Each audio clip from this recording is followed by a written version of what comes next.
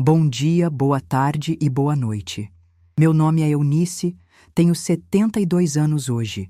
E essa história que vou contar para vocês aconteceu em 1991, quando eu tinha 38 anos e morava em Barra do Garças, interior do Mato Grosso, às margens do rio Araguaia. Era uma cidade quente, onde todo mundo se conhecia e onde a vida parecia tranquila. Pelo menos, era o que eu achava. Sou técnica de enfermagem aposentada, trabalhei a vida toda cuidando de gente. E hoje muita gente me conhece como a vó Eunice do bairro. Moro aqui em Goiânia há mais de 30 anos, mas meu coração ainda guarda as marcas daqueles tempos difíceis. Se prepare para acompanhar mais uma história emocionante, mas antes de começarmos, se inscreva no canal. Isso me ajuda a continuar contando essas histórias e faz toda a diferença para que mais pessoas também possam ouvir. Estou aqui na minha varanda com este gravador nas mãos, querendo deixar registrado para meus netos tudo o que aconteceu naquela época. É uma história difícil, mas é minha história, e acho que ela pode ajudar outras mulheres que passaram ou estão passando por situações parecidas. Vou voltar no tempo para 1991. Era março, e o calor em Barra do Garças estava de matar. Eu acordava todos os dias às 5 da manhã para preparar o café da família antes de ir trabalhar no hospital municipal. A nossa casa era simples, de 3 quartos, com um quintal grande onde Joel guardava os equipamentos de pesca dele. Ou pelo menos era o que eu pensava na época. Naqueles dias, minha rotina era sempre a mesma. Levantava, fazia café bem forte, preparava o pão com margarina e esperava a família acordar. Joel já estava diferente fazia tempo. Sentava na mesa da cozinha com o jornal aberto, mas eu sabia que ele não estava lendo de verdade.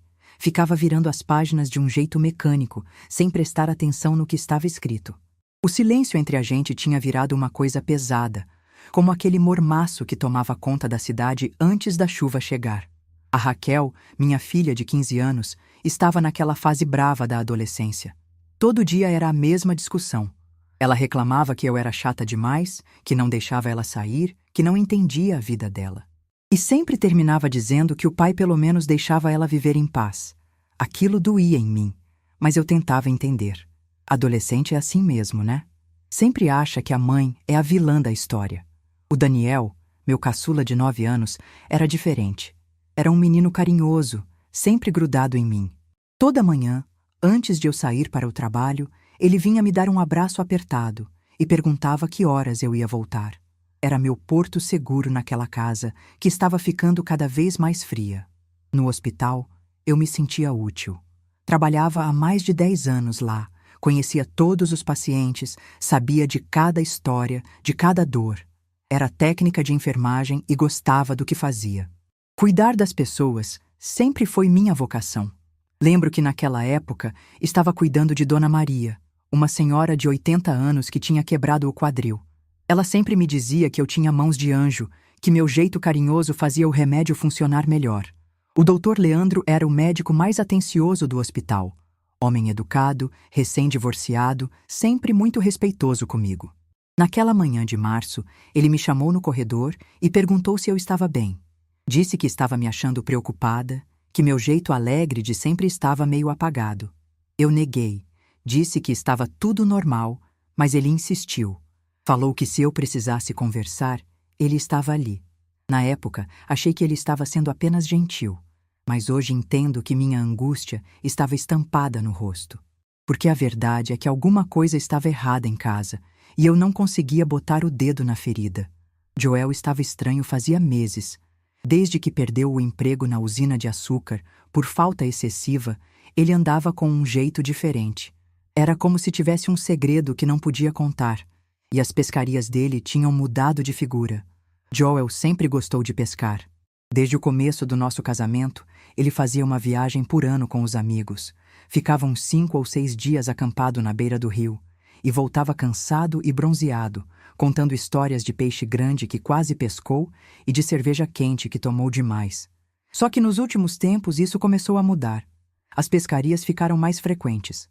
Uma vez a cada 2 meses, depois uma vez por mês. E ele não voltava mais com aquele jeito animado de quem se divertiu com os amigos. Naquela noite de março, depois do jantar, Joel arrumou uma mala pequena e anunciou que ia sair para mais uma pescaria. A Raquel nem levantou os olhos do caderno onde estava fazendo o dever de casa. O Daniel perguntou se podia ir junto e Joel respondeu que não, que era coisa de adulto. Eu estava lavando a louça e observando tudo em silêncio.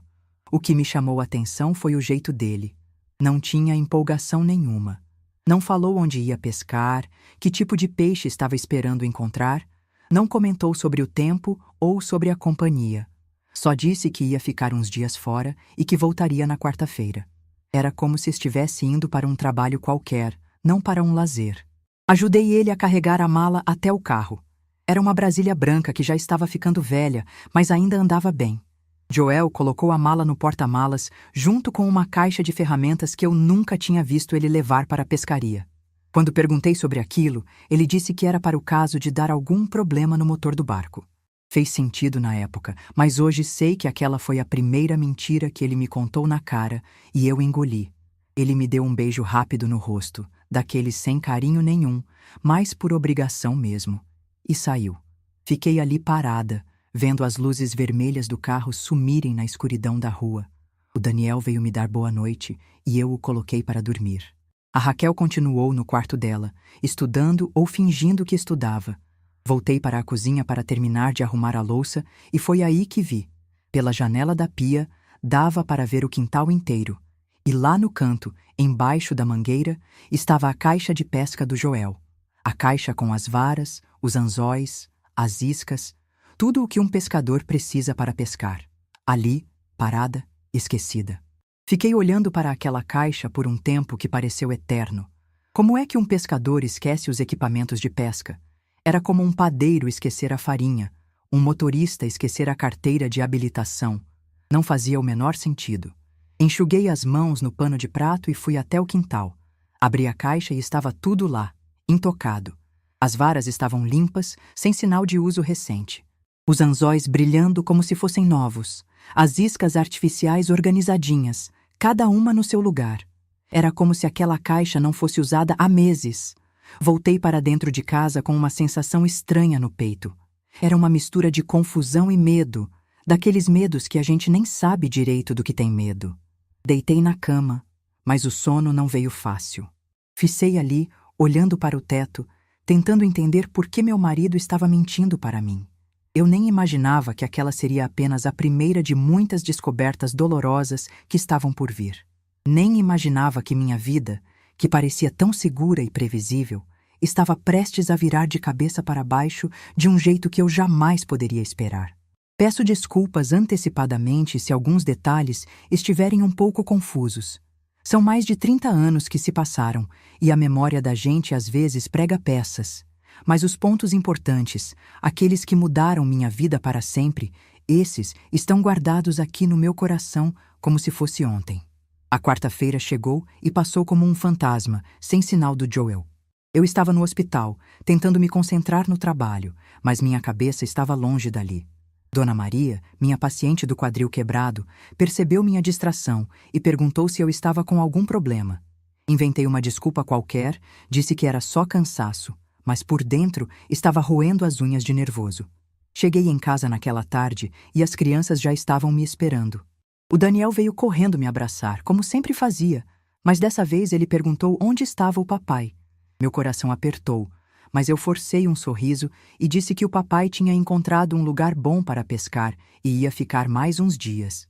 O menino aceitou a explicação, mas eu vi uma sombra de preocupação passar pelos olhos dele. A Raquel estava na sala, fingindo assistir televisão, mas eu sabia que ela estava prestando atenção na nossa conversa. Quando o Daniel foi brincar no quarto, ela veio até a cozinha, onde eu estava preparando o jantar, e perguntou diretamente por que o papai não tinha ligado.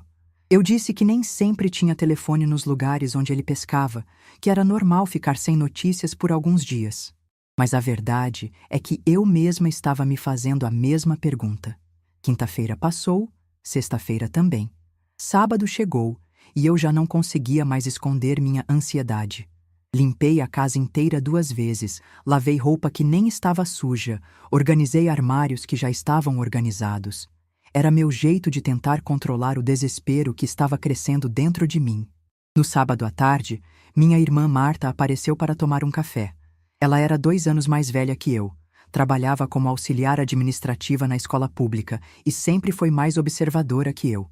Estava tomando café na mesa da cozinha quando ela soltou, do nada, que tinha visto o carro do Joel perto da casa da Neide 2 dias antes dele viajar.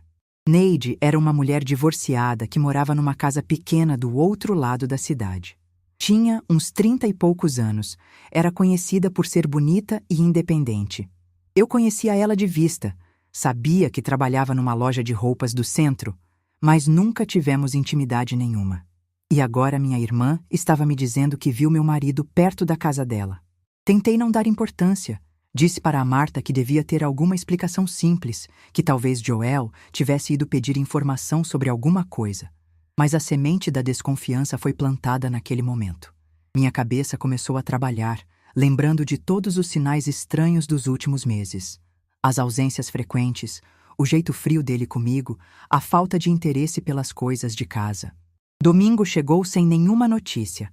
As crianças começaram a fazer mais perguntas e eu estava ficando sem respostas convincentes. Fui para o hospital na segunda-feira com uma cara de quem não dormiu direito há dias. O doutor Leandro me chamou na sala de descanso e perguntou se eu precisava de alguns dias de folga. Disse que estava me vendo muito cansada, que se eu tivesse algum problema pessoal, ele podia me ajudar a reorganizar meus horários. A gentileza dele me tocou de um jeito que eu não esperava. Fazia tempo que ninguém demonstrava preocupação comigo, que ninguém perguntava se eu estava bem de verdade. Quase desabei em lágrimas ali mesmo, mas me segurei. Agradeci a oferta e disse que estava tudo bem, que era só uma fase ruim que ia passar logo. Naquela segunda-feira à noite, sozinha em casa com as crianças, decidi vasculhar as coisas do Joel. Não era do meu feitio fazer isso. Sempre respeitei a privacidade dele, mas a situação estava fugindo do meu controle. Esperei as crianças dormirem e fui até o quarto.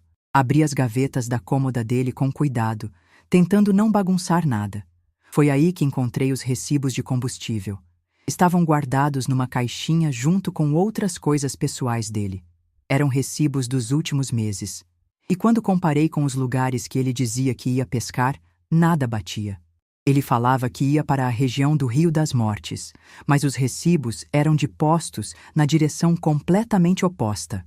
Tinha combustível comprado em Água Boa, em Nova Chavantina, lugares que ficavam longe dos pontos de pesca que ele sempre mencionava. Além disso, descobri uma coisa que me gelou o sangue. Joel tinha perdido o emprego na usina há mais de um mês, por faltas excessivas. Eu sabia disso. Ele mesmo tinha me contado. Mas o que não fazia sentido era como ele conseguia continuar pagando as contas normalmente. O dinheiro continuava aparecendo, as despesas continuavam sendo pagas e ele nunca demonstrou preocupação financeira nenhuma. Onde estava vindo esse dinheiro? Se ele não estava trabalhando, se estava gastando tanto combustível em viagens que duravam dias, como é que nossa situação financeira continuava estável? Essas perguntas martelavam na minha cabeça enquanto eu colocava tudo de volta no lugar, tentando deixar as gavetas exatamente como estavam antes. Na terça-feira à noite, finalmente escutei o barulho da Brasília chegando na garagem. Eram quase 10 horas da noite, e eu estava na sala, fingindo assistir ao Jornal Nacional. O Joel entrou em casa como se nada tivesse acontecido. Cumprimentou as crianças que correram para abraçá-lo e veio me dar um beijo no rosto. Ele estava bronzeado, isso era verdade, mas havia algo diferente no bronzeado dele. Não era aquele bronzeado de quem fica sentado na sombra esperando o peixe morder. Era um bronzeado de quem trabalha debaixo do sol o dia inteiro, e suas mãos estavam calejadas de um jeito que eu nunca tinha visto, calos grossos, como os de pedreiro ou mecânico. Quando perguntei sobre a pescaria, ele deu respostas vagas. Disse que o peixe tinha mordido bem, que foi uma boa viagem, que os amigos estavam bem. Mas quando perguntei onde estavam os peixes, ele disse que tinham comido tudo lá mesmo, que não sobrou nada para trazer. Era a primeira vez em 15 anos de casada que eu via Joel voltar de uma pescaria sem trazer pelo menos um peixe para casa. Naquela noite, quando ele foi tomar banho, observei melhor as roupas que ele tirou. Além da sujeira normal de quem acampa, havia manchas de graxa e óleo diesel nos braços da camisa. Manchas escuras que não saem fácil, como as que mecânicos têm quando trabalham com motores pesados. Aquilo não fazia sentido nenhum para alguém que passou a semana pescando. Depois que Joel adormeceu, levantei da cama com cuidado e fui examinar as roupas dele que estavam no cesto de roupa suja. Foi aí que vi algo que nunca vou esquecer. Grudadas na manga da camisa, havia pequenas partículas douradas que brilhavam mesmo na penumbra do banheiro. Passei os dedos sobre elas e senti que eram como areia, mas diferente de qualquer areia que eu conhecia. Peguei algumas partículas na ponta do dedo e levei até a luz da cozinha. Eram douradas de verdade, com um brilho metálico que eu nunca tinha visto nos equipamentos de pesca do Joel. Parecia areia de rio, mas com uma cor e um peso diferentes. Guardei algumas partículas num papel e escondi na minha gaveta de maquiagem. Voltei para a cama com o coração disparado. Joel dormia profundamente ao meu lado, fazendo aquele barulho baixinho que sempre fazia quando estava cansado de verdade. Mas eu não consegui pregar o olho. Ficava olhando para ele no escuro, tentando entender quem era aquele homem deitado na minha cama. As perguntas se multiplicavam na minha cabeça como praga. Por que ele estava mentindo sobre onde ia? De onde vinha o dinheiro? O que eram aquelas partículas douradas? E, principalmente, o que meu marido estava fazendo de verdade nessas viagens que ele chamava de pescaria. Eu ainda não sabia, mas aquela noite foi o começo do fim da minha vida como eu conhecia. Era como se estivesse em pé na beira de um precipício, e a cada nova descoberta, o chão debaixo dos meus pés ficasse mais instável. Logo, logo, eu ia descobrir que a queda seria muito mais profunda do que jamais imaginei. Nos dias que se seguiram, tentei me convencer de que estava exagerando. Talvez Joel estivesse mesmo só passando por uma fase difícil. Perder o emprego não é fácil para homem nenhum, e talvez essas pescarias fossem o jeito dele de lidar com a situação. Eu me forçava a pensar assim. Tentava afastar aquelas suspeitas que estavam crescendo dentro de mim como erva daninha. Mas por mais que eu tentasse agir normal, a tensão estava se espalhando pela casa como uma doença silenciosa. As crianças sentiam que algo estava errado, mesmo eu tentando esconder. O Daniel, meu menino sensível, começou a ter pesadelos. Acordava no meio da noite chorando, dizendo que tinha sonhado que o papai tinha ido embora para sempre. Uma noite, ele me perguntou, com aqueles olhos grandes de criança assustada, se o papai não gostava mais da gente. Aquela pergunta me partiu o coração. Eu abracei meu filho e disse que o papai amava muito a gente, que ele só estava passando por um momento difícil no trabalho. Mas as palavras saíam da minha boca sem convicção nenhuma. Como é que eu ia explicar para uma criança de 9 anos algo que eu mesma não conseguia entender? A Raquel, por sua vez, estava ficando mais rebelde a cada dia. Adolescente já é complicado por natureza, mas ela estava impossível. Qualquer coisa que eu falava virava motivo de discussão. Um dia, ela estava ajudando a secar a louça depois do jantar, quando parou no meio do que estava fazendo e me encarou com aquele jeito direto dela. "Mãe, você está estranha", ela disse. "Papai também. Vocês vão se separar?" A pergunta me pegou desprevenida. Larguei o prato que estava lavando na pia e me virei para ela. Neguei com veemência. Disse que não tinha nada disso, que éramos uma família feliz. Mas a Raquel não era boba. Ela me olhou com aquele olhar crítico de adolescente que vê tudo e continuou. "Então para de ficar olhando para ele como se ele fosse um criminoso." A palavra criminoso ecoou na minha cabeça por dias. Era uma palavra forte, pesada, e eu não conseguia entender por que minha filha tinha escolhido justamente essa palavra. Mas o pior é que, no fundo, eu sabia que ela tinha razão. Eu estava mesmo olhando para Joel como se ele fosse um estranho perigoso. E talvez estivesse. Foi nessa época que o Reginaldo, irmão do Joel, começou a aparecer mais em casa. Reginaldo sempre foi aquele tipo de pessoa que vive de bicos. Nunca teve emprego fixo, sempre com algum esquema na cabeça para ganhar dinheiro fácil. Era 6 anos mais novo que Joel, mas parecia mais velho de tanto correr atrás de oportunidades duvidosas. Numa quinta-feira, ele apareceu para jantar sem avisar. Coisa que ele fazia às vezes, principalmente quando estava sem dinheiro. Mas dessa vez ele parecia diferente, mais animado, falando sobre novas oportunidades de negócio. Durante o jantar, ele ficou conversando com Joel sobre outras formas de ganhar dinheiro. insinuando que Joel tinha outros meios agora. A conversa entre os dois me deixou desconfortável. Eles falavam baixo, usando meias palavras, como se tivessem segredos que não podiam ser ditos na frente da família. Em determinado momento, ouvi Reginaldo dizer algo sobre pessoas que sabiam valorizar o trabalho duro e que pagavam bem por serviços especializados. Depois do jantar, quando as crianças foram para os quartos, Reginaldo se virou para mim com aquele sorriso meio falso dele e disse que tinha uma proposta que podia ajudar nossa família. Queria que eu assinasse alguns papéis para abrir uma pequena mercearia no meu nome. Segundo ele, como ele não tinha um histórico de crédito bom, seria mais fácil conseguir o financiamento no meu nome, e depois a gente dividia os lucros. Desconfiei na hora.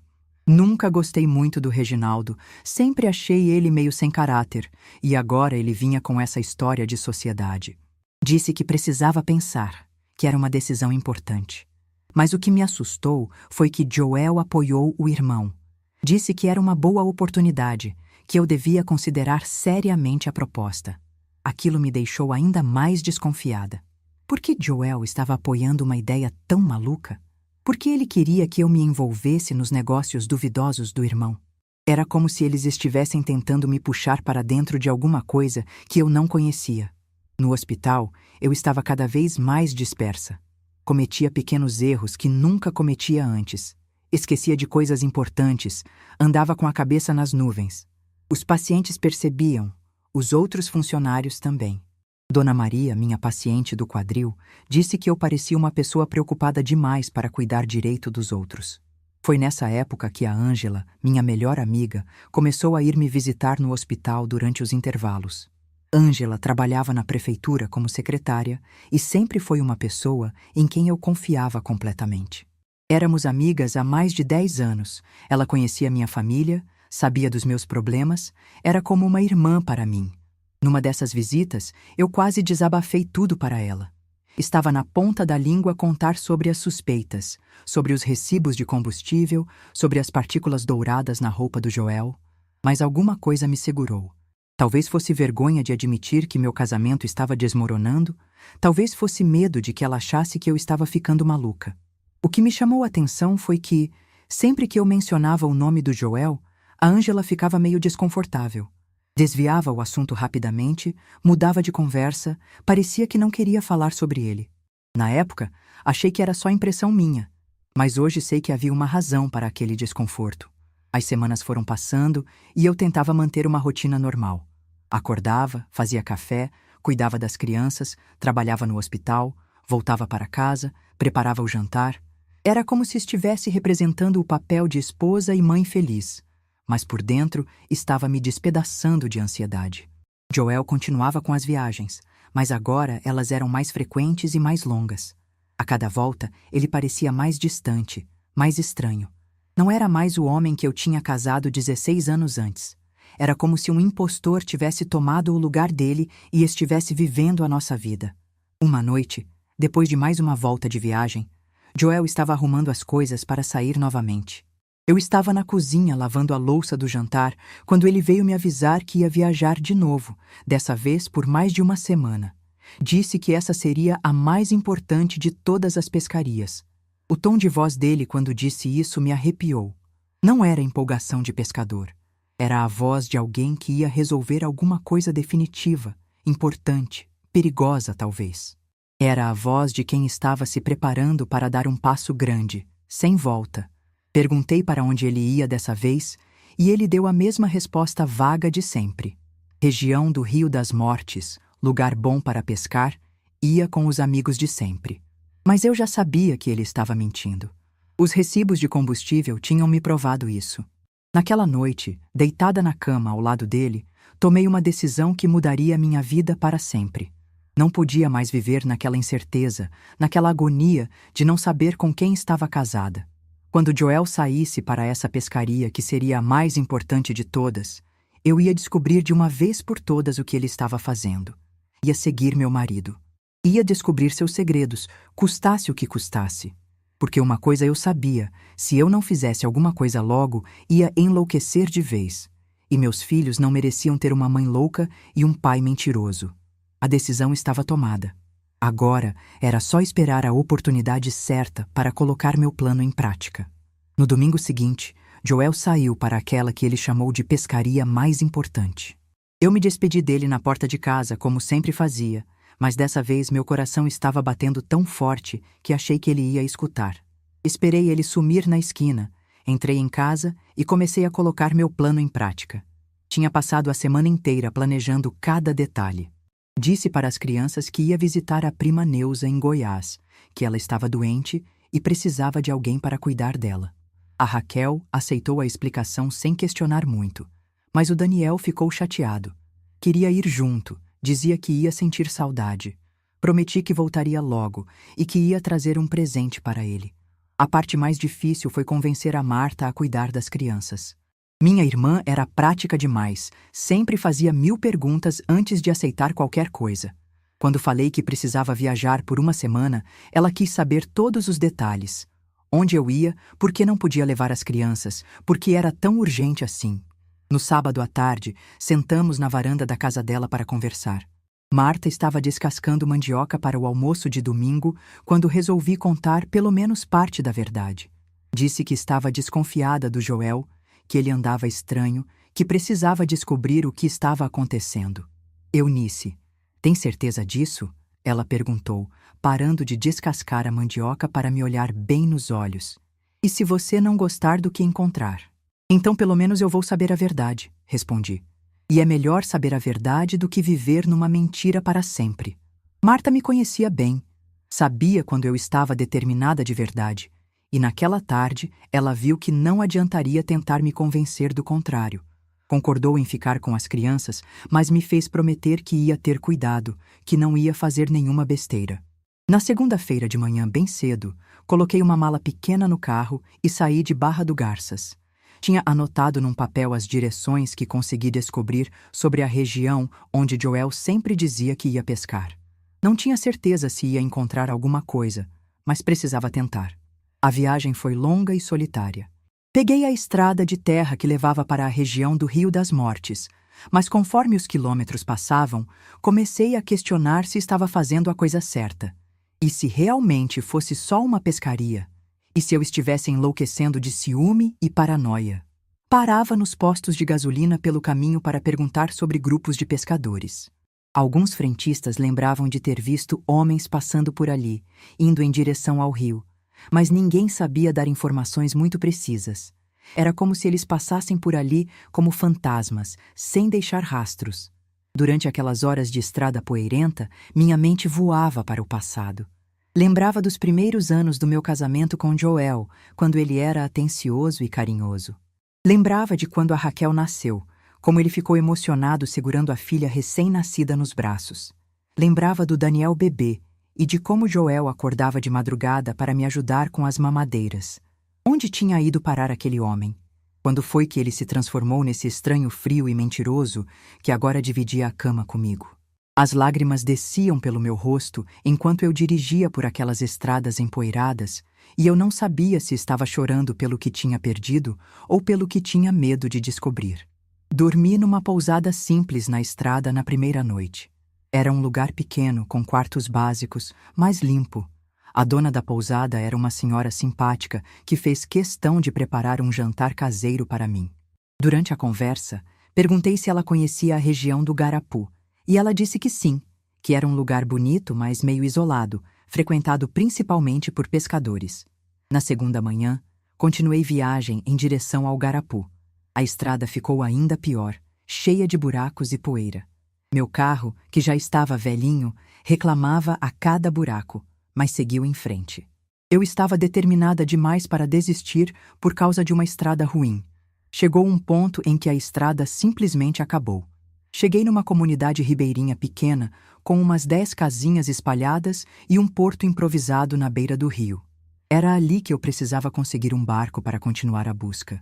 Foi nesse porto que conheci o seu Benedito. Era um homem de uns 56 anos, moreno, magro, com as mãos calejadas de quem trabalha no rio a vida inteira. Tinha um barco pequeno, mas bem cuidado, e uma expressão desconfiada quando me viu chegando. Expliquei que estava procurando meu marido, que ele tinha vindo pescar na região e eu precisava encontrá-lo por causa de uma emergência familiar. Benedito me olhou de cima a baixo, claramente se perguntando que tipo de emergência faria uma mulher dirigir sozinha por centenas de quilômetros em busca do marido.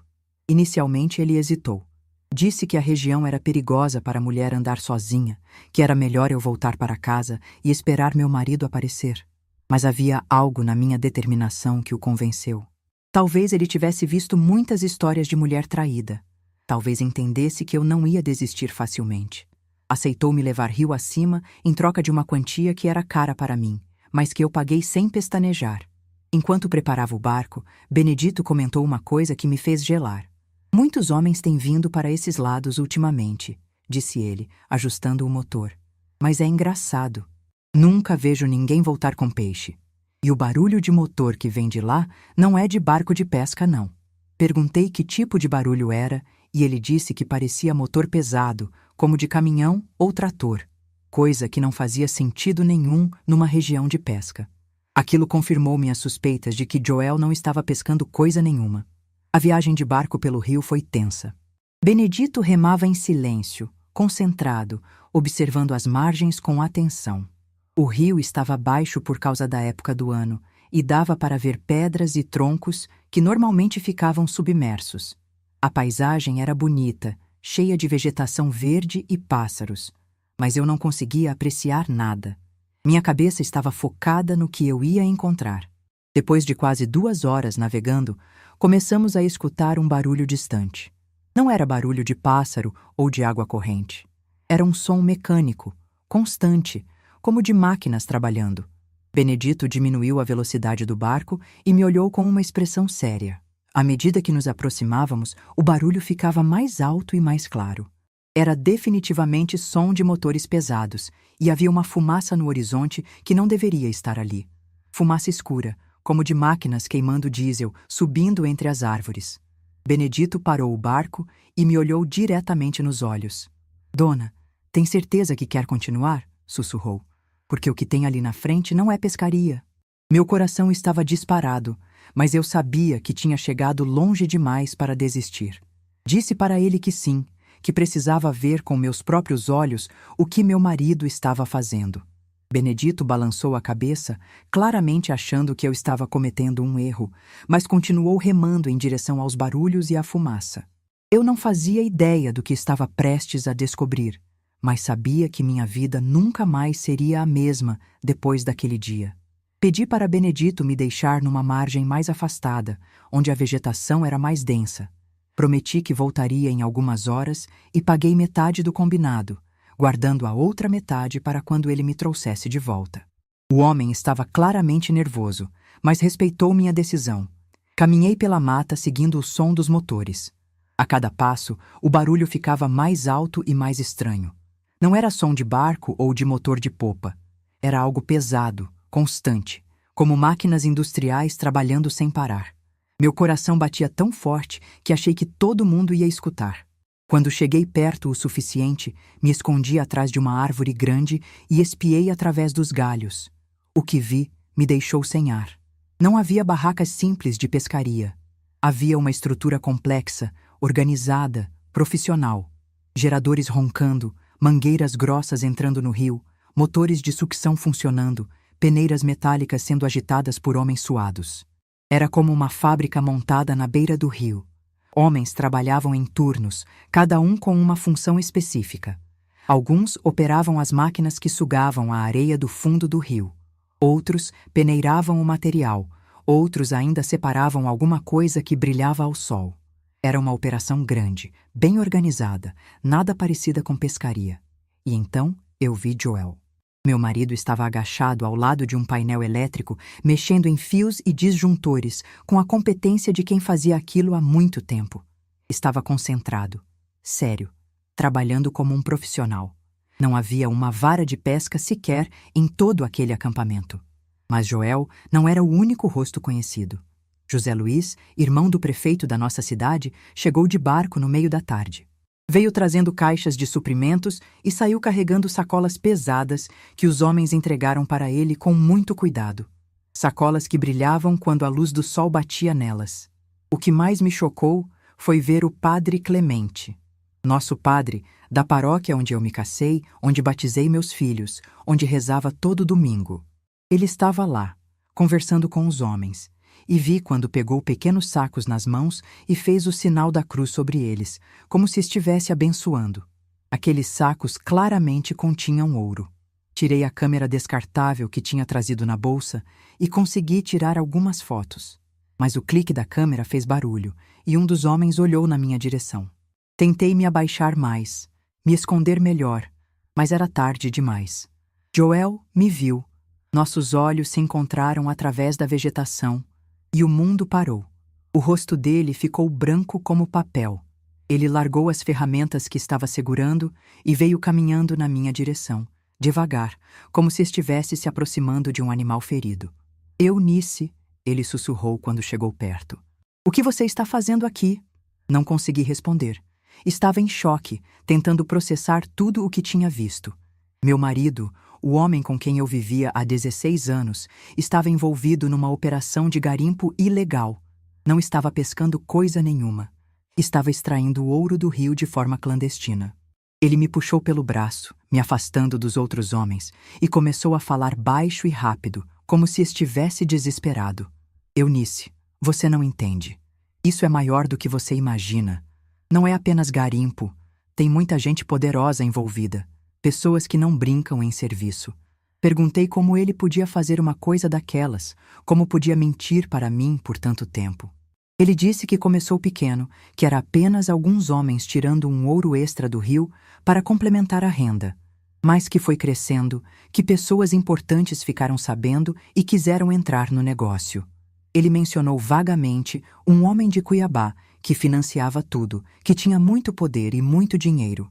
Não disse o nome, mas disse que era alguém que controlava políticos, que tinha influência em tudo, e que não admitia que ninguém atrapalhasse os negócios dele. Joel estava visivelmente abalado. As mãos dele tremiam enquanto falava, e ele olhava constantemente por cima do ombro, como se tivesse medo de que alguém estivesse escutando nossa conversa. Você tem que ir embora, Eunice. Agora. E nunca mais pode contar isso para ninguém. Nossa família, nossas crianças, correm risco real se alguém souber que você esteve aqui. Perguntei se ele estava me ameaçando e ele disse que não, que estava tentando me proteger, que eu não fazia ideia do tipo de gente que estava envolvida naquela operação, que eles não pensavam duas vezes antes de eliminar qualquer pessoa que pudesse causar problemas. Eu estava tremendo de medo e de raiva ao mesmo tempo. Medo do que tinha descoberto, raiva de ter sido enganada por tanto tempo. Perguntei há quanto tempo aquilo estava acontecendo e Joel admitiu que fazia mais de 2 anos. 2 anos de mentiras, 2 anos fingindo que ia pescar quando, na verdade, estava cometendo crimes. O pior era ver como ele estava envolvido de verdade. Não era apenas um trabalhador qualquer na operação. Ele era responsável por toda a parte elétrica, pelos geradores, pelas bombas. Era uma peça importante na engrenagem. E estava ganhando bem por isso, era óbvio. Por isso ele não se preocupava com o desemprego na usina. Quando perguntei sobre o padre, Joel disse que muita gente importante da região estava envolvida. O padre ajudava a vender o ouro através de contatos da igreja em outras cidades. José Luiz usava os contatos políticos para garantir que ninguém investigasse a região. Era uma rede bem organizada de corrupção. Joel implorou para eu ir embora e esquecer tudo o que tinha visto. Disse que se eu realmente amava nossas crianças, eu tinha que fingir que nunca estive ali. Que tinha que continuar a vida como se nada tivesse acontecido. Mas como é que eu ia conseguir fazer isso? Como é que eu ia voltar para casa e fingir que meu marido era um homem honesto? Como ia olhar para meus filhos e não pensar que o pai deles era um criminoso? Saí dali caminhando como um fantasma. Benedito estava me esperando no local combinado, e a viagem de volta foi em silêncio total. Eu não conseguia falar, não conseguia pensar direito. Era como se meu mundo tivesse desabado em poucos minutos. A viagem de carro de volta para a Barra do Garças foi um pesadelo. Parei várias vezes na estrada para chorar, para tentar processar tudo o que tinha visto. Meu casamento era uma mentira. Minha vida era uma mentira. O homem que dividia a cama comigo era um estranho perigoso. Cheguei em casa no meio da noite, exausta física e emocionalmente. As crianças estavam dormindo na casa da Marta, e eu fiquei sozinha naquela casa que de repente parecia assombrada. Sentei na cozinha e chorei até não ter mais lágrimas. Durante uma semana inteira, não consegui pregar o olho direito. Toda vez que fechava os olhos, via aquela cena. Joel trabalhando no painel elétrico, o padre abençoando sacos de ouro, os homens operando aquelas máquinas barulhentas. Era como um filme de terror que passava na minha cabeça sem parar. Joel voltou 3 dias depois, bronzeado e cansado como sempre. Agiu como se nada tivesse acontecido, cumprimentou as crianças, me deu um beijo no rosto, mas agora eu sabia a verdade. Sabia que aquele beijo tinha gosto de mentira e sangue. Não conseguia mais olhar para ele sem sentir nojo. Não conseguia mais dormir ao lado dele sem imaginar o que aquelas mãos tinham tocado, que tipo de crime aquelas mãos tinham cometido. Era como viver com um estranho perigoso dentro de casa. Foi aí que tomei uma decisão que quase me custou a vida. Precisava conversar com alguém, precisava desabafar, precisava de ajuda para decidir o que fazer. E a pessoa em quem mais confiava no mundo era a Ângela, minha melhor amiga há mais de 10 anos. Marquei um encontro com ela numa lanchonete afastada do centro da cidade. Era hora de contar tudo para alguém. Era hora de pedir ajuda. Eu não fazia ideia de que estava cometendo o maior erro da minha vida.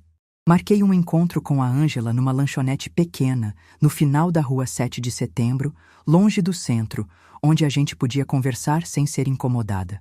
Era uma quinta-feira à tarde, e eu tinha saído do hospital mais cedo, fingindo que estava com dor de cabeça. Na verdade, a dor que eu sentia era na alma. A Ângela chegou pontualmente, como sempre. Era uma mulher organizada, sempre bem arrumada, com aquele jeito de quem trabalhava com gente importante na prefeitura. Nós éramos amigas há mais de 10 anos. Ela conhecia minha família, sabia dos meus problemas. Era como uma irmã para mim. Se havia alguém no mundo em quem eu podia confiar, era ela. Pedimos um café e um pão de açúcar, e eu comecei a contar tudo. Falei sobre as suspeitas que vinham crescendo há meses, sobre a viagem que fiz atrás do Joel, sobre o garimpo ilegal que descobri na beira do rio. Contei sobre os homens trabalhando com as máquinas, sobre o padre abençoando os sacos de ouro, sobre José Luiz transportando o material. A Ângela escutava tudo com os olhos arregalados, fazendo perguntas detalhadas. Queria saber exatamente onde ficava o acampamento, que homens estavam envolvidos, há quanto tempo aquilo estava acontecendo. Perguntou sobre datas, sobre horários, sobre tudo. Pensei que ela estava sendo cuidadosa, tentando entender bem a situação para poder me ajudar. Eunice, isso é muito perigoso, ela disse, mexendo nervosamente na colherzinha do café. Você não pode agir sozinha. Esse tipo de gente não brinca em serviço. Quando falei que estava pensando em denunciar tudo ao Ministério Público em Cuiabá, a Ângela ficou visivelmente nervosa. Segurou minha mão por cima da mesa e disse que eu não podia fazer nada precipitado, que tinha que pensar bem antes de tomar qualquer decisão. Promete que não vai fazer nada sem me avisar antes? Ela insistiu. Deixa eu pensar em como te ajudar. Esse tipo de situação precisa ser tratada com muito cuidado. Prometi que ia esperar, que ia conversar com ela antes de fazer qualquer coisa. Na época, achei que ela estava sendo uma boa amiga, me protegendo de fazer alguma besteira. Hoje sei que ela estava comprando tempo para avisar as pessoas certas. 2 dias depois daquele encontro, a Marta me ligou desesperada do hospital. Estava passando mal, com a pressão muito alta, tinha desmaiado no trabalho e foi internada às pressas. Larguei tudo e corri para ficar com ela. Minha irmã era tudo que eu tinha de família. Não podia deixá-la sozinha num momento daqueles. Passei uma semana inteira no hospital, dormindo numa cadeira ao lado da cama da Marta. Ela estava fraca, com a pressão descontrolada, e os médicos não conseguiam encontrar a causa. Era como se o corpo dela tivesse entrado em pane de repente. Eu não saía do lado dela nem para tomar banho direito. Durante aqueles dias difíceis, não conseguia pensar em mais nada além do garimpo e do Joel. Era como se tivesse 2 problemas gigantes pesando na minha cabeça: a saúde da minha irmã e a descoberta sobre meu marido. Não dormia direito, não comia direito, estava vivendo de nervoso puro. A Marta se recuperou devagar. A pressão começou a normalizar, ela voltou a conversar normalmente e finalmente os médicos deram alta. Era uma sexta-feira de tarde quando saímos do hospital. Ela ainda estava fraca, mas bem melhor. Levei ela para a casa dela e prometi que voltaria no dia seguinte para ver como estava. Eu estava exausta. Uma semana dormindo em cadeira de hospital, comendo sanduíche de máquina, tomando café ruim, sem tomar banho direito. Só queria chegar em casa, tomar um banho quente e dormir numa cama de verdade. As crianças estavam na casa de uma vizinha e eu ia buscá-las no dia seguinte. Era quase 7 da noite quando saí da casa da Marta. O sol estava se pondo e eu conhecia aquela estrada de cor e salteado. Era uma descida longa, com algumas curvas, que eu tinha feito centenas de vezes. Meu carro estava funcionando normalmente, eu não estava dirigindo rápido, estava tudo normal. Até que cheguei na primeira curva e pisei no freio. O pedal foi até o fundo sem resistência nenhuma. Era como se eu estivesse pisando no ar. O carro não diminuiu a velocidade, pelo contrário, começou a acelerar por causa da descida. Tentei pisar de novo, várias vezes, mas não adiantava nada. O freio simplesmente não estava funcionando. O pânico tomou conta de mim. Tentei puxar o freio de mão, mas a velocidade já estava muito alta. O carro derrapou na curva, saiu da estrada e capotou em costa abaixo. Lembro da sensação de estar girando no ar, do barulho do metal amassando, dos vidros se estilhaçando. Depois, só lembro da dor e do silêncio. Fiquei presa nas ferragens por horas. O acidente aconteceu numa parte isolada da estrada e demorou até alguém me encontrar. Foi o seu Antônio, um morador da região que passava para ver o gado, que me achou. Ele mesmo conta que eu estava quase inconsciente, sangrando muito, com a perna presa debaixo do painel do carro. O resgate foi complicado. Tiveram que cortar parte do carro para me tirar de lá. Fui levada para o mesmo hospital onde tinha passado a semana cuidando da Marta. Quase perdi a perna esquerda, sofri várias fraturas, machucados internos. Os médicos disseram que foi milagre eu ter sobrevivido. Passei mais de um mês internada. A perna esquerda ficou cheia de pinos e parafusos, uma cicatriz horrível que tenho até hoje. Fiquei semanas tomando remédio para a dor, fazendo fisioterapia, aprendendo a andar de novo. Foi o período mais difícil da minha vida. Durante a internação, muita gente veio me visitar. Colegas do hospital, vizinhos, conhecidos da cidade. Todo mundo dizia que eu tinha dado sorte de estar viva, que acidentes como aquele geralmente eram fatais. Eu fingia concordar, mas lá no fundo alguma coisa não estava batendo certo. Foi numa tarde de quarta-feira que o Zé Mauro apareceu no hospital. Ele era mecânico, tinha uma oficina pequena na cidade e eu o conhecia de vista. Era um homem sério, trabalhador, daqueles que não fala bobagem. Quando ele entrou no meu quarto, estava claramente nervoso. Dona Eunice, ele disse, olhando ao redor para ter certeza de que ninguém estava escutando. Examinei seu carro no ferro velho. O cabo do freio foi cortado. Isso não foi acidente. As palavras dele me gelaram o sangue. Tentei perguntar se ele tinha certeza, mas ele apenas balançou a cabeça e disse que um cabo de freio não se rompe do jeito que o meu se rompeu. Alguém tinha cortado deliberadamente, de um jeito que o freio ia falhar na primeira descida forte. Zé Mauro estava com medo, era óbvio. Ficou pouco tempo no quarto. Saiu logo depois de me dar a informação. Mas antes de ir embora, ele sussurrou uma última coisa que me fez entender tudo. Cuidado com quem você confia, Dona Eunice. Nem todo mundo que parece amigo é amigo de verdade. Naquela noite, deitada na cama do hospital, comecei a juntar as peças. Alguém tinha tentado me matar. Alguém sabia que eu tinha descoberto o garimpo e queria me calar para sempre. E só uma pessoa no mundo sabia que eu estava pensando em fazer denúncia. A Ângela.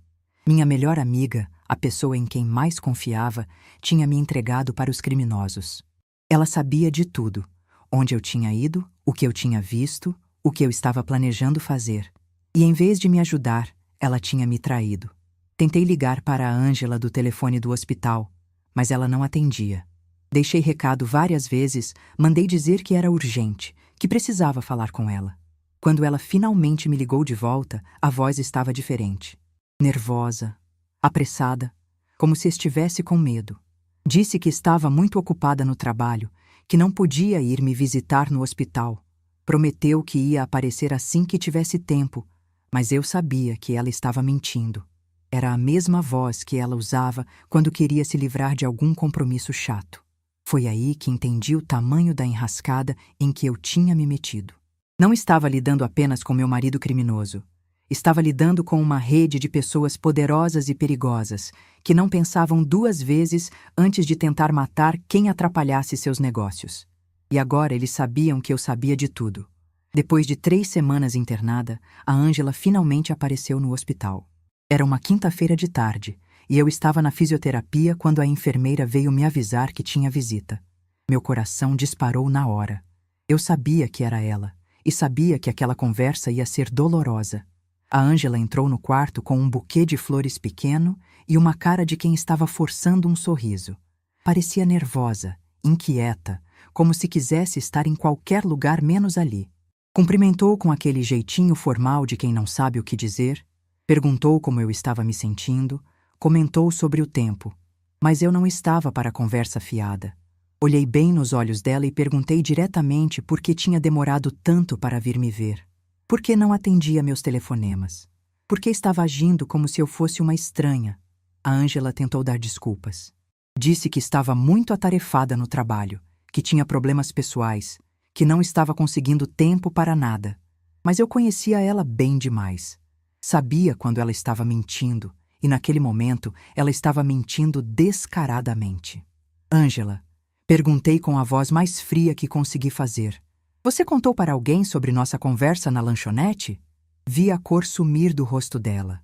Tentou negar primeiro. Disse que não, que jamais faria uma coisa daquelas. Mas quando insisti, quando disse que sabia que o acidente não tinha sido acidente, ela começou a desmoronar. A verdade saiu aos poucos, como pus saindo de uma ferida infectada. Primeiro ela disse que tinha apenas comentado com uma pessoa da prefeitura, que estava preocupada comigo. Depois admitiu que foi com José Luiz, o irmão do prefeito. E finalmente confessou o que eu já sabia. Tinha me entregue de propósito. Eunice, eu fiquei com medo por você, ela disse, mas a voz estava tremendo. Eles disseram que iam apenas assustar você, fazer você parar de pensar em denunciar. Perguntei se ela realmente acreditava nisso, se realmente achou que cortar o freio do meu carro era só para me assustar. E foi aí que veio a confissão mais dolorosa de todas. Eles me ofereceram mais dinheiro do que eu ganho em 2 anos, Eunice. Eu estou cheia de dívidas. Minha situação financeira está péssima. E eles garantiram que não iam machucar você de verdade. Aquelas palavras me cortaram mais fundo que qualquer ferimento físico do acidente. Minha melhor amiga, a pessoa em quem eu mais confiava no mundo, tinha me vendido por dinheiro. Tinha me entregado para criminosos sabendo que eles podiam me matar. Saí da minha cama, mesmo com a perna machucada, e falei para ela sair do meu quarto. Disse que não queria nunca mais ver a cara dela, que nossa amizade tinha acabado naquele momento. A Ângela tentou argumentar, disse que estava arrependida, que queria me ajudar a consertar as coisas, mas não tinha conserto possível. A confiança, quando quebra, não cola de volta, especialmente quando quem quebra é quem mais devia te proteger. Depois que a Ângela saiu, chorei como não chorava desde criança. Não era só raiva, era uma dor profunda de quem descobre que o mundo não é o que pensava que era. Se minha melhor amiga podia me trair, então qualquer pessoa podia. Eu estava sozinha no mundo.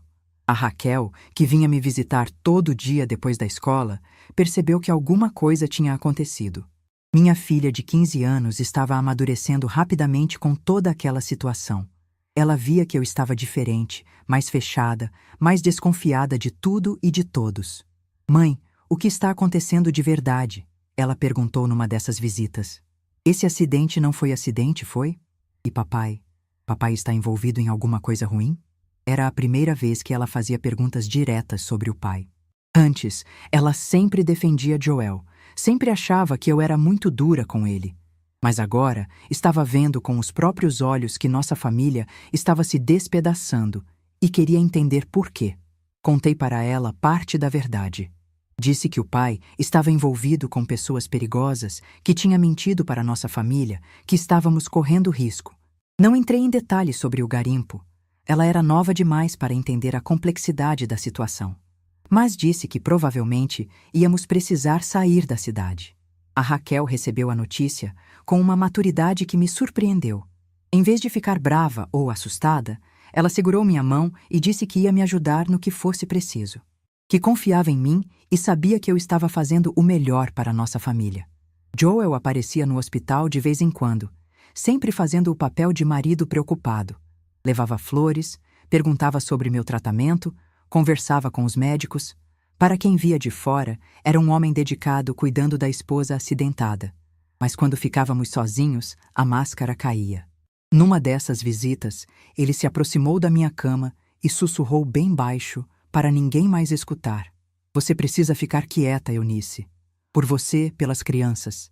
Esse pessoal não brinca em serviço e você já viu no que deu tentar se meter onde não devia. Não era um pedido. Era uma ameaça clara. Ele estava me avisando que se eu tentasse denunciar alguma coisa de novo, a próxima vez não ia ser só um acidente de carro. A próxima vez eles iam terminar o serviço. Naquele momento entendi que meu casamento tinha acabado definitivamente. Não era mais questão de tentar salvar a relação ou perdoar as mentiras. Era questão de sobrevivência. Eu e minhas crianças estávamos em perigo real enquanto continuássemos naquela cidade. Comecei a planejar nossa fuga ainda deitada na cama do hospital. Precisava sair de Barra do Garças sem levantar suspeitas, levar as crianças para um lugar seguro, recomeçar nossa vida longe daqueles criminosos. Mas não tinha muito dinheiro, e minha condição física estava péssima. Foi aí que lembrei do Benedito, o barqueiro que tinha me levado até o garimpo. Ele tinha me dado o cartão de uma pensão onde morava na cidade, dizendo que se eu precisasse de alguma coisa, era só procurar. Resolvi correr o risco. Consegui o telefone da pensão e liguei para ele. Expliquei que estava internada, que precisava vender algumas joias discretamente, que estava passando por dificuldades financeiras. Benedito não fez perguntas. Apenas disse que ia me ajudar no que fosse possível. Ele apareceu no hospital alguns dias depois, com a desculpa de que era primo distante meu que tinha vindo visitar. Levei algumas joias que tinha guardado ao longo dos anos, brincos de ouro que ganhei de casamento, um anel que era da minha mãe, uma corrente que Joel me deu no meu aniversário. Benedito comprou tudo por um preço justo, sem perguntar por que eu estava vendendo. Quando saí do hospital, 6 semanas depois do acidente, tinha dinheiro suficiente para começar uma vida nova em outro lugar.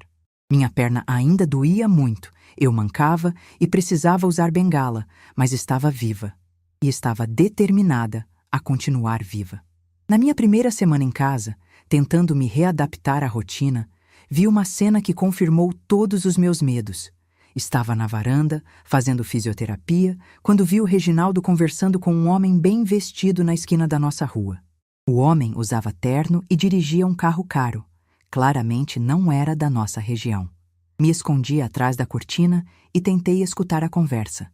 Não consegui ouvir tudo, mas peguei algumas frases soltas. Ouvi meu nome sendo mencionado, junto com expressões como problema resolvido e família tem que saber seu lugar. O homem entregou um envelope para Reginaldo e saiu no carro caro. Meu cunhado ficou ali parado por alguns minutos, olhando para nossa casa como se estivesse vigiando. Depois guardou o envelope no bolso e foi embora. Naquela noite, deitada na cama ao lado de Joel, que fingia dormir, tomei a decisão final. Íamos fugir da cidade, eu, a Raquel e o Daniel. E íamos fazer isso em segredo, sem avisar ninguém, sem dar chance para eles tentarem nos parar de novo. A próxima tentativa de me calar podia ser fatal, e eu não ia dar essa chance para eles. Nos dias que se seguiram à minha alta do hospital, organizei nossa fuga com o cuidado de quem está planejando uma operação de guerra. Cada detalhe precisava estar perfeito, porque eu sabia que não teríamos uma segunda chance. Se eles descobrissem nossos planos antes da hora, não ia sobrar ninguém para contar a história. Primeiro, separei todos os documentos importantes, certidões de nascimento das crianças, minha carteira de trabalho, cartão de vacinação, tudo o que pudesse ser necessário para recomeçar a vida em outro lugar. Guardei tudo numa pasta pequena que cabia dentro da minha bolsa. Também separei algumas roupas essenciais, apenas o necessário para não levantar suspeitas. O dinheiro que consegui com a venda das joias estava escondido numa lata de biscoito, no fundo do armário da cozinha. Era pouco, mas suficiente para começar. Tinha calculado que daria para alugar uma casa simples por alguns meses e me manter até conseguir trabalho. A conversa com a Raquel foi mais fácil do que eu esperava. Minha filha tinha amadurecido muito durante minha internação. Ela via que nossa família estava despedaçando, percebia a tensão em casa, sabia que alguma coisa estava muito errada. Quando contei que íamos precisar sair da cidade, ela apenas perguntou quando. Expliquei que o pai estava envolvido com pessoas perigosas, que nossa segurança estava em risco, que era melhor recomeçar longe dali. A Raquel escutou tudo em silêncio, com aquela seriedade de adolescente que foi obrigada a crescer rápido demais. No final, ela segurou minha mão e disse que confiava em mim. Mãe, ela falou, eu já sabia que alguma coisa estava errada. Papai está diferente há muito tempo. E depois do seu acidente, eu entendi que a gente estava correndo perigo de verdade. O Daniel foi mais difícil. Aos 9 anos, ele não conseguia entender por que íamos deixar a casa, os amiguinhos, a escola. Quando falei que era uma mudança temporária, que logo voltaríamos, ele perguntou se o papai ia junto. Tive que mentir. Disse que o papai ia ficar para resolver uns problemas no trabalho e depois encontrava a gente. O menino aceitou a explicação, mas vi nos olhos dele que sabia que alguma coisa não estava certa. Prometia que quando ele fosse mais velho, ia explicar tudo direitinho. Por enquanto, ele só precisava confiar na mamãe e ajudar a cuidar da irmã. A despedida da Marta foi a parte mais dolorosa. Minha irmã não sabia exatamente o que estava acontecendo, mas percebia que era algo grave. Quando falei que ia viajar com as crianças por um tempo, ela não fez perguntas. Apenas me abraçou forte e disse que tomasse cuidado. Antes de eu ir embora, ela me entregou uma carta selada. Abra só quando estiver segura, ela disse. E lembre que você sempre foi a mais corajosa das duas. Vai dar tudo certo. Nos abraçamos, sabendo que podia ser a última vez. Marta estava com a saúde frágil depois da crise de pressão alta. E eu não sabia se ia conseguir voltar à Barra do Garças algum dia. Era como se estivesse me despedindo não só da minha irmã, mas de toda a minha vida anterior. Na véspera da viagem, Joel tentou uma última conversa comigo. Ele estava visivelmente nervoso, andando de um lado para outro na cozinha, olhando constantemente pela janela como se esperasse alguém chegar. Pela primeira vez desde que descobri seus segredos, ele parecia realmente assustado. Eunice, ele disse, sentando na mesa da cozinha. Tudo está sob controle agora. Você só precisa ficar na sua, esquecer o que viu. A gente pode voltar a ser uma família normal. Mas havia algo na voz dele que me dizia o contrário. Ele não estava tentando me convencer. Estava tentando se convencer.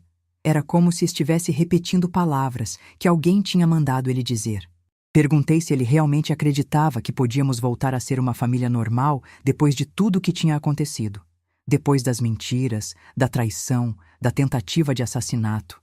Ele baixou a cabeça e ficou em silêncio por um longo tempo. Quando levantou os olhos para mim, vi medo ali. Medo real. E entendi que Joel também tinha virado refém da situação. Ele não controlava mais nada. Estava tão preso naquela rede criminosa quanto eu estava em perigo por causa dela. Eu também estou com medo, Eunice, ele sussurrou. As coisas fugiram do meu controle. Esse pessoal, eles não são brincadeira. E agora eles sabem que você sabe de tudo. Naquela noite, deitei na cama ao lado dele pela última vez. Joel dormiu pesado, como sempre fazia quando estava muito nervoso. Eu fiquei acordada a noite inteira, escutando a respiração dele, olhando o teto, contando as horas para o amanhecer. Às 5 da manhã, levantei em silêncio. As malas pequenas já estavam prontas, escondidas no armário do meu quarto. Acordei as crianças sem fazer barulho, ajudei elas a se vestirem e saímos pela porta dos fundos. O carro estava estacionado uma quadra longe de casa. Tinha deixado lá na noite anterior, fingindo que tinha ido visitar uma vizinha. Carregamos as bagagens em silêncio, como se fôssemos ladrões fugindo na madrugada. A última imagem que tenho de Barra do Garças é Joel dormindo profundamente na nossa cama, sem fazer ideia de que sua família estava partindo para sempre. Não senti pena dele. Senti apenas um vazio imenso, como se estivesse fechando um capítulo da minha vida que nunca mais poderia ser reaberto. Dirigi por 2 horas em silêncio total. As crianças dormitaram no banco de trás, cansadas de ter acordado tão cedo.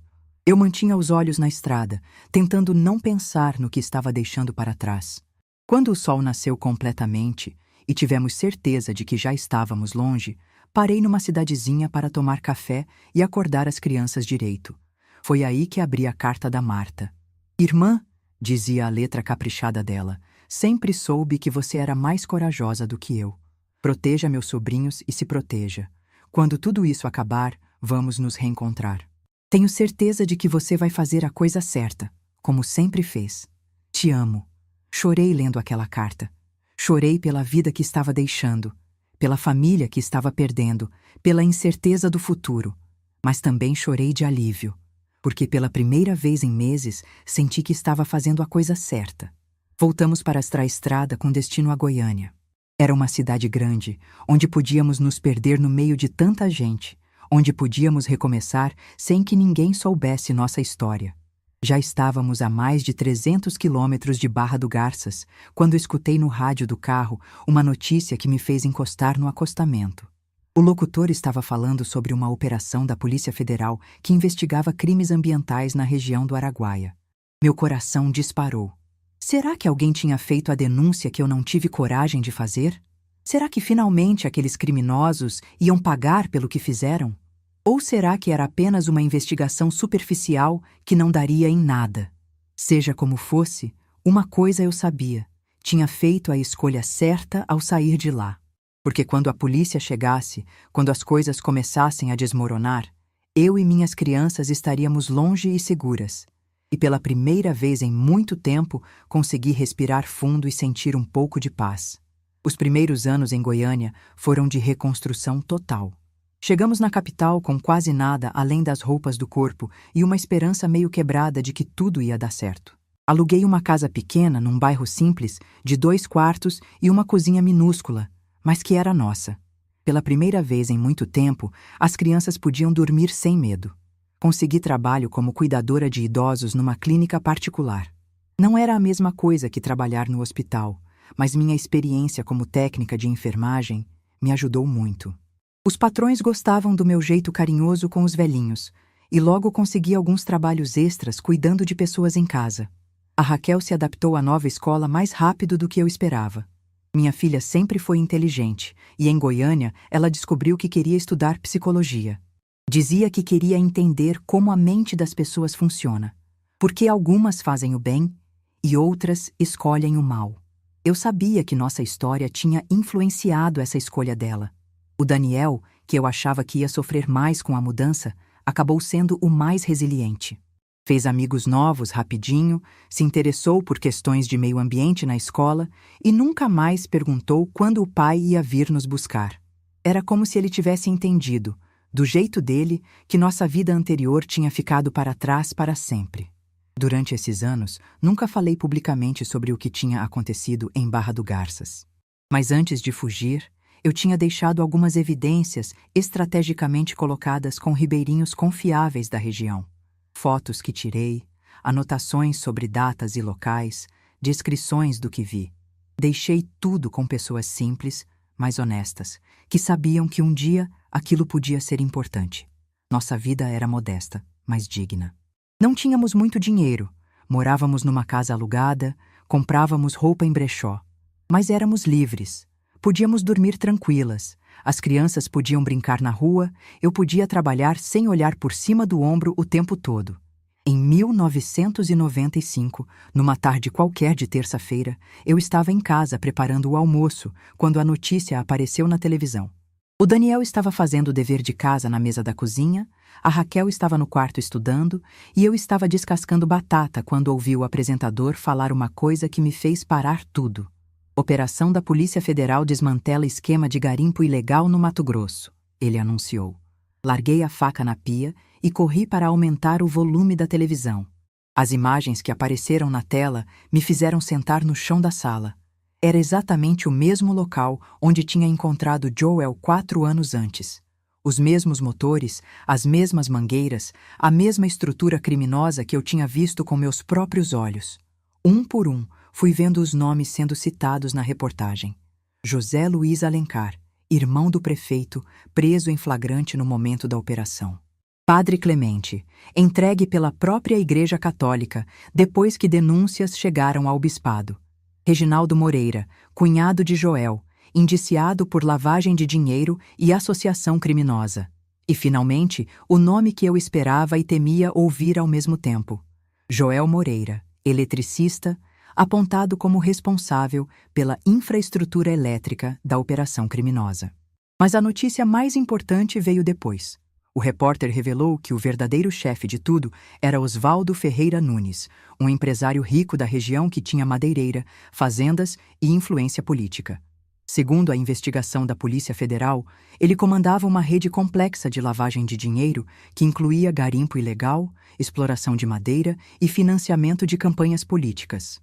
Era ele o homem de Cuiabá que Joel tinha mencionado. Era ele quem estava por trás de tudo, quem mandava matar quem atrapalhasse os negócios, quem controlava políticos e autoridades. Finalmente, eu sabia quem era o verdadeiro responsável pela tentativa de me assassinar. A Raquel e o Daniel vieram correndo da sala quando me ouviram chorando na frente da televisão. Expliquei para eles o que estava acontecendo, que os criminosos que tinham destruído nossa família estavam sendo presos, que finalmente a justiça estava sendo feita. Raquel me abraçou forte e disse uma coisa que nunca vou esquecer: Mãe, você fez a coisa certa. Se a gente tivesse ficado lá, talvez estivesse presa junto com eles. Ou pior. O Daniel, que agora com 13 anos entendia melhor as coisas, segurou minha mão e disse que estava orgulhoso de mim, que eu tinha sido corajosa e tinha salvado nossa família. Não houve comemoração. Não era momento de festa. Era momento de alívio silencioso, de saber que nossa fuga não tinha sido em vão, que o perigo tinha passado e que podíamos continuar vivendo em paz. Nos dias seguintes, acompanhei todas as notícias sobre a operação. Descobri que a investigação tinha começado 2 anos antes, em 1993, quando ribeirinhos corajosos conseguiram contatar o Ministério Público Federal através de um advogado ambiental de Cuiabá. As evidências que eu tinha deixado com eles foram fundamentais para o sucesso da operação. Vi que Osvaldo Ferreira Nunes foi condenado a 20 anos de prisão por formação de quadrilha, lavagem de dinheiro e crimes ambientais. Sua madeireira foi fechada, todos os bens foram confiscados e ele perdeu toda a influência política que tinha. Joel foi condenado a 12 anos de prisão. José Luiz pegou 15 anos. O padre foi excomungado e condenado a 8 anos. E a Ângela? Minha ex-melhor amiga foi indiciada como cúmplice por obstrução da justiça e cumplicidade na tentativa de homicídio. Pegou 3 anos de prisão em regime semiaberto. Quando vi o nome dela na lista dos condenados, senti uma mistura de raiva e pena. Raiva pelo que ela fez comigo. Pena por ter destruído a própria vida por dinheiro sujo. O delegado aposentado que protegia o esquema morreu de infarto durante a operação policial, quando soube que ia ser preso. Reginaldo foi condenado a 5 anos por lavagem de dinheiro. Cada prisão, cada condenação era como um peso saindo das minhas costas. Durante 4 anos, eu carreguei o medo de que eles fossem atrás de mim e das crianças. Agora sabia que estavam todos presos ou mortos, que não podiam mais nos fazer mal. Alguns dias depois da operação policial, quando as coisas se acalmaram um pouco, recebi uma carta inesperada. O envelope não tinha remetente, mas quando abri, reconheci imediatamente a letra caprichada. Era do Dr. Leandro. Meu coração disparou quando vi aquela caligrafia familiar. O médico gentil que sempre demonstrou preocupação comigo, que ofereceu ajuda quando eu mais precisava, que talvez pudesse ter sido algo especial se as circunstâncias fossem outras. Dentro do envelope havia uma carta de 2 páginas, escrita com o carinho de quem realmente se importava. E pela primeira vez em anos, senti que talvez ainda houvesse espaço para coisas boas na minha vida. A carta do Dr. Leandro chegou numa manhã de abril de 1997. Eu estava tomando café da manhã sozinha, porque as crianças já tinham saído para a escola, quando a carteira colocou o envelope embaixo da porta. Quando vi aquela letra conhecida, meu coração deu um pulo. A carta era respeitosa e carinhosa, escrita com o cuidado de quem escolhe cada palavra. Dr. Leandro contava que tinha soubido de tudo, através das notícias sobre a operação policial, que tinha ficado preocupado comigo e com as crianças, que pensou muito em como eu estava passando por tudo aquilo, Ele escreveu que tinha se mudado para Campo Grande 2 anos antes, que finalmente tinha se divorciado definitivamente da ex-esposa e que estava trabalhando num hospital público lá. Mas o que mais me tocou foi uma frase que ele escreveu no final da primeira página. Sempre admirei sua força, Eunice. Se algum dia quiser conversar com alguém que guarda boas lembranças de quem você é, estou aqui. Demorei uma semana para responder. Não sabia bem o que dizer, como explicar tudo o que tinha acontecido desde que saí de Barra do Garças. Mas finalmente escrevi uma carta contando sobre nossa nova vida em Goiânia, sobre como as crianças estavam crescendo, sobre meu trabalho cuidando de idosos. Assim começou uma correspondência que durou anos. Não era romance, era reconexão humana. Dr. Leandro representava uma validação de que eu era uma pessoa boa que tinha feito escolhas certas. Através das cartas dele, eu conseguia lembrar que nem todos os homens eram mentirosos e perigosos como Joel. Nas cartas, ele contava sobre o trabalho no hospital, sobre os pacientes que atendia, sobre os livros que estava lendo. Eu falava sobre as crianças, sobre meus idosos queridos, sobre como estava aprendendo a viver sem medo. Era uma amizade pura, construída em papel e tinta, que me ajudou muito a curar as feridas da alma. Em 1998, 2 anos depois que a correspondência começou, tomei uma decisão corajosa. Resolvi visitar a Marta. Era minha primeira volta ao Mato Grosso desde nossa fuga, e eu estava nervosa como uma adolescente indo ao primeiro encontro.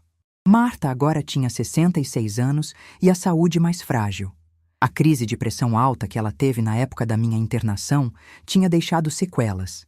Ela cansava fácil, tinha que tomar vários remédios e morava sozinha numa casa que parecia grande demais para ela. O reencontro foi emocionante. Quando cheguei na porta da casa dela, Marta abriu antes mesmo de eu bater. Era como se estivesse me esperando há anos. Nos abraçamos e choramos como duas crianças perdidas que finalmente se reencontraram. Pela primeira vez desde que tudo aconteceu, contei a história completa para alguém. Falei sobre a descoberta do garimpo, sobre o confronto com Joel, sobre a traição da Ângela, sobre a tentativa de assassinato. Marta escutou tudo em silêncio, segurando minha mão, chorando junto comigo. Eu sabia que tinha sido algo terrível, ela disse quando terminei de contar. Você sumiu como se o mundo fosse acabar. Tentei te procurar por todos os lados, mas era como se vocês tivessem desaparecido da face da terra. Expliquei que tinha sido necessário sumir mesmo, que nossa vida dependia disso.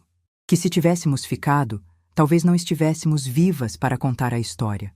Marta entendeu, mas disse que tinham sido os anos mais difíceis da vida dela, sem saber se a irmã e os sobrinhos estavam bem. Durante essa visita, enfrentei um dos meus maiores medos. Passei de carro pelo local onde tinha acontecido o acidente. A estrada continuava a mesma, com a mesma descida perigosa, a mesma curva onde perdi o controle do carro. Mas dessa vez não senti medo.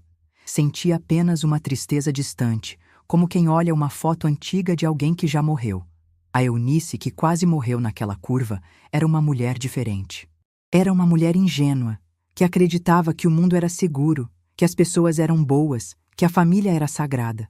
A Eunice que estava voltando àquele lugar 7 anos depois era mais forte, mais sábia, mais cuidadosa. E sabia que tinha feito as escolhas certas. Passei uma semana na casa da Marta, ajudando ela com as coisas domésticas, cozinhando para ela, relembrando nossa infância. Foi uma semana de cura, de reconciliação com o passado, de entender que algumas feridas podem cicatrizar sim. Quando voltei para Goiânia, trouxe comigo uma sensação de paz que não sentia há muito tempo. As cartas do Dr. Leandro continuaram chegando. Nossa amizade continuou crescendo através do papel. Ele nunca sugeriu que nos encontrássemos pessoalmente.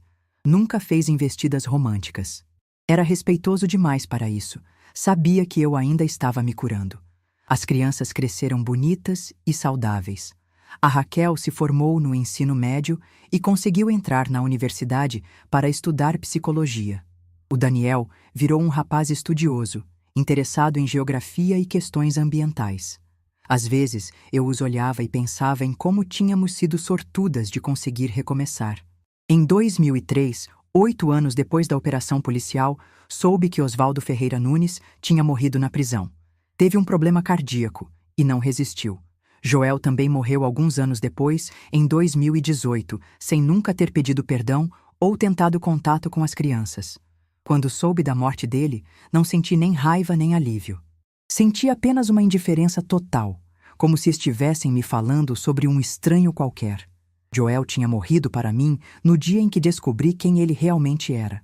Tudo o que veio depois foi apenas consequência. Em 2009, quando o Daniel tinha 23 anos e estava se formando em geografia, ele me fez um convite que me pegou de surpresa. Ele estava organizando uma palestra na universidade sobre crimes ambientais e queria que eu participasse contando minha experiência. Mãe, ele disse numa tarde de domingo, enquanto almoçávamos juntos, eu acho que sua história pode inspirar outras pessoas. Quantas mulheres não devem estar passando pela mesma situação que você passou? Quantas não precisam saber que é possível sair, que é possível recomeçar? A ideia me assustou no início. Falar publicamente sobre tudo aquilo, expor nossa história, reviver os momentos difíceis. Mas também me emocionou pensar que minha experiência podia ajudar outras mulheres a encontrar coragem para deixar relacionamentos perigosos. Aceitei o convite do meu filho. Era hora de transformar toda aquela dor em algo útil. Era hora de mostrar que até das piores situações a gente pode sair mais forte. E que às vezes, para salvar nossa vida e a dos nossos filhos, a gente precisa ter coragem de deixar tudo para trás e recomeçar. A palestra aconteceu numa tarde de quinta-feira de 2009, no auditório da universidade onde o Daniel estudava.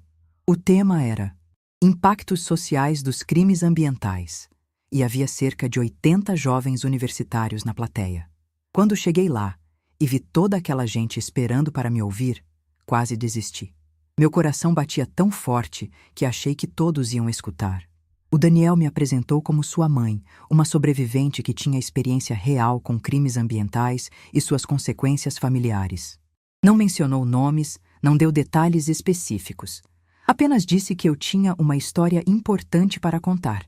Quando subi ao microfone, olhei para aqueles rostos jovens e pensei em tudo que tinha passado desde 1991. Eram quase 20 anos de distância daqueles acontecimentos. Mas na hora de falar, tudo voltou como se fosse ontem. Comecei contando sobre o que significa descobrir que as pessoas em quem você mais confia estão envolvidas em crimes. Como é que uma mulher lida quando descobre que o marido não é quem ela pensava que era?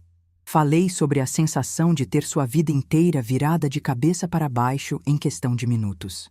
Não citei nomes específicos, mas falei sobre corrupção, sobre redes criminosas que envolvem autoridades, sobre como é difícil denunciar quando não sabemos em quem confiar.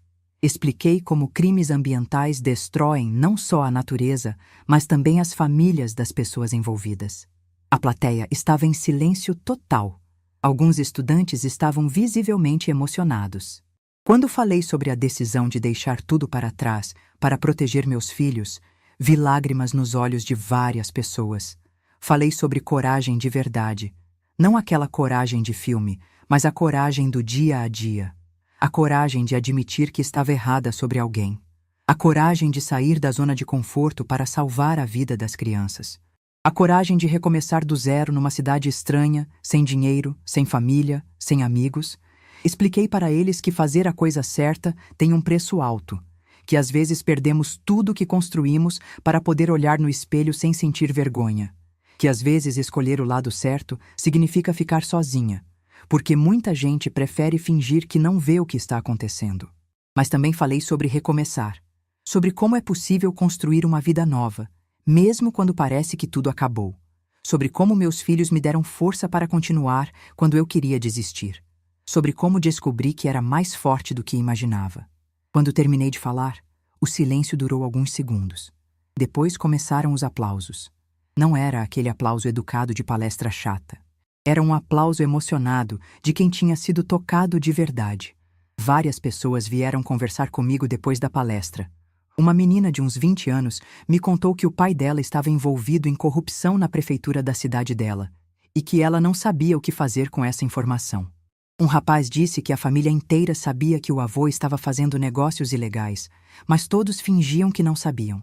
Percebi que minha história não era única, que tinha muita gente passando por situações parecidas, se sentindo sozinha, sem saber como agir, e que talvez minha experiência pudesse realmente ajudar outras pessoas a encontrar coragem para fazer a coisa certa. A Raquel, que agora era formada em psicologia, ficou tão impressionada com a repercussão da palestra que decidiu escrever um artigo acadêmico sobre trauma familiar em contextos de crime organizado. Ela usou minha história como estudo de caso, obviamente com minha permissão, e o trabalho dela foi publicado numa revista científica importante. Pela primeira vez em todos esses anos, não me senti vítima, me senti sobrevivente, e mais que isso, me senti útil. Toda aquela dor, todo aquele sofrimento, toda aquela luta tinha servido para alguma coisa maior. Podia ajudar outras mulheres, outras famílias, outras pessoas que estavam passando pelo mesmo que passei. Foi nessa época que fiquei sabendo dos destinos finais de todos os envolvidos naquela história. Oswaldo Ferreira Nunes tinha morrido na prisão em 2003, de problemas cardíacos, abandonado por toda a família e ex-aliados políticos. O homem que um dia foi poderoso morreu sozinho numa cela, sem ninguém para chorar por ele. Joel morreu na prisão em 2018, também de complicações cardíacas. Cumpriu 17 anos da pena de 20 que tinha recebido. Nunca tentou contato com as crianças, nunca pediu perdão, nunca demonstrou arrependimento. Para mim, ele já tinha morrido no dia em que descobri seus crimes. O padre Clemente cumpriu os 8 anos de pena e saiu da prisão em 2003. Mas nunca conseguiu se reintegrar à sociedade. Virou mendigo, vivia nas ruas de Cuiabá e morreu em 2010 de complicações da bebida e das drogas. O homem que um dia abençoava criminosos terminou a vida pedindo esmola. A Ângela cumpriu 3 anos de prisão em regime semiaberto e saiu em 1998, mas nunca conseguiu reconstruir a vida. Vivia reclusa, evitava contato com qualquer pessoa do passado, trabalhava em serviços gerais numa cidade pequena. A traição que ela cometeu não destruiu só nossa amizade, destruiu ela mesma. José Luiz Alencar enlouqueceu na prisão. Desenvolveu problemas mentais graves e, quando saiu, em 2005, foi morar numa fazenda isolada com parentes distantes. Nunca mais foi visto em público, vive como um fantasma, cuidado pela família que tem vergonha dele. Reginaldo cumpriu 5 anos por lavagem de dinheiro e saiu em 2000. Tentou contato comigo uma vez, através da Marta, dizendo que queria pedir desculpas. Mandei dizer que não queria conversa com ele. Hoje vive numa cidadezinha do interior, cheio de dívidas e esquecido por todos. Cada destino daqueles homens me mostrava que o crime realmente não compensa. Todos que participaram daquele esquema terminaram mal.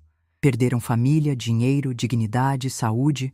Alguns perderam a vida, outros perderam a sanidade.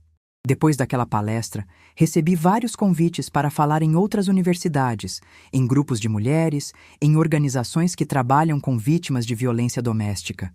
Comecei a entender que minha missão na vida talvez fosse essa: usar minha experiência para ajudar outras pessoas. O Daniel se formou em geografia e virou professor universitário, especializado em crimes ambientais. A Raquel se especializou em psicologia familiar e atende vítimas de trauma. Os dois seguiram carreiras que de alguma forma se relacionavam com nossa história.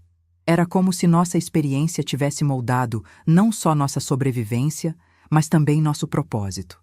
Naquela noite, depois da palestra, cheguei em casa e encontrei uma foto antiga de Barra do Garças guardada numa gaveta. Era uma foto da nossa casa com Joel, eu e as crianças pequenas no quintal, todos sorrindo, parecendo uma família feliz e normal. Olhando aquela foto, tive uma revelação. Era hora de contar toda a história, sem filtros, sem omitir detalhes dolorosos.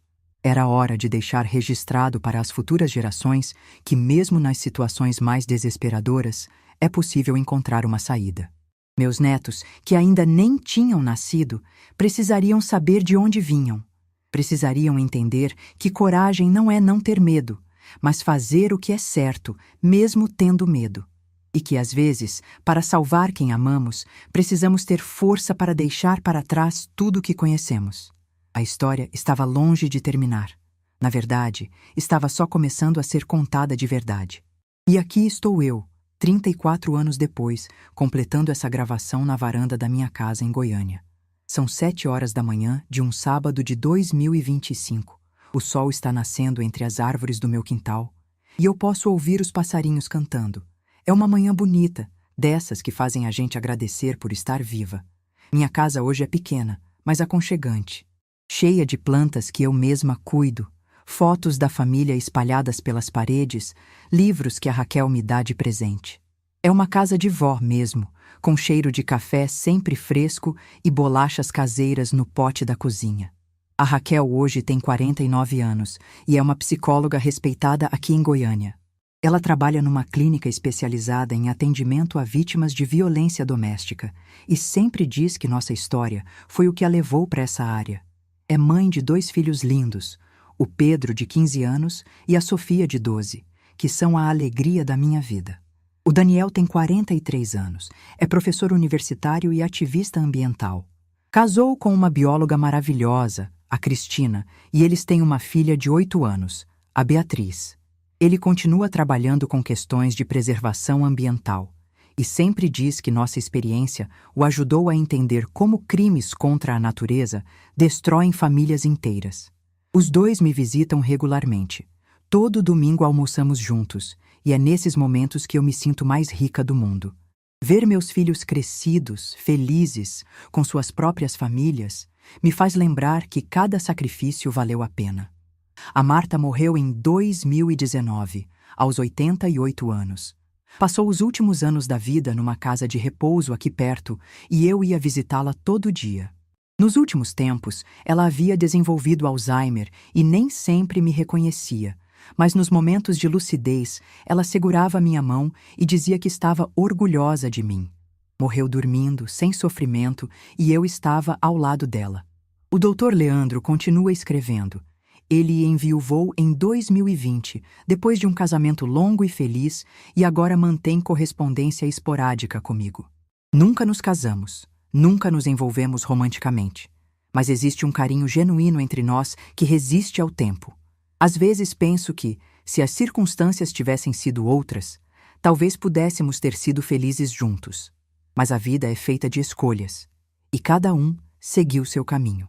Refletindo sobre tudo o que aconteceu, aprendi algumas lições que gostaria de deixar registradas. Aprendi que o silêncio protege os criminosos, não as vítimas.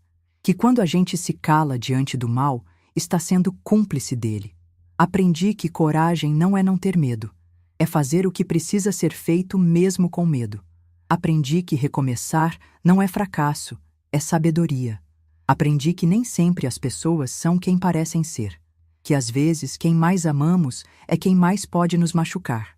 E que a confiança, quando quebrada, deixa cicatrizes que nunca desaparecem completamente. Mas também aprendi que é possível sobreviver às piores traições. Que é possível reconstruir uma vida do zero. Que é possível encontrar felicidade mesmo depois de perder tudo. E que nossos filhos são mais fortes do que imaginamos. Estou olhando agora para uma foto antiga que guardo numa gaveta. A única evidência física que mantive daquela época terrível. É uma das fotos que tirei do acampamento, meio desfocada, mas onde dá para ver claramente as máquinas de garimpo funcionando. Durante anos pensei em jogar fora, mas hoje entendo que ela faz parte da minha história. Olhando para essa foto, não posso deixar de sorrir ironicamente. Meu marido disse que ia pescar com os amigos, mas o que encontrei na beira do rio foi tudo, menos peixe. Esta história que acabei de contar é para meus netos, Pedro, Sofia e Beatriz, para que saibam de onde vieram e para que entendam que sempre há escolha entre ser cúmplice do mal ou pagar o preço de fazer o bem. Quero que eles saibam que sua avó não foi uma heroína. Foi apenas uma mulher comum que se encontrou numa situação impossível e decidiu lutar pela vida da família. Esta história também é para todas as mulheres que um dia vão descobrir que o homem que dormia ao lado delas não era quem elas pensavam que fosse. Para aquelas que vão se encontrar numa encruzilhada entre a segurança da mentira e o perigo da verdade. Quero que saibam que é possível escolher a verdade e sobreviver. Agora vou guardar este gravador numa caixa junto com as fotos da minha família atual. A família que consegui salvar. junto com os desenhos dos netos, as cartas do Dr. Leandro, os diplomas da Raquel e do Daniel. Evidências de uma vida que foi reconstruída sobre os escombros de outra vida que desmoronou. Se essa história tocou o seu coração, eu te convido a se inscrever aqui no canal. É por aqui que eu e outras vozes contamos histórias que emocionam, que inspiram e que lembram a gente de uma coisa importante. Mesmo com toda a dor, a vida ainda pode surpreender com segundas chances e encontros que curam.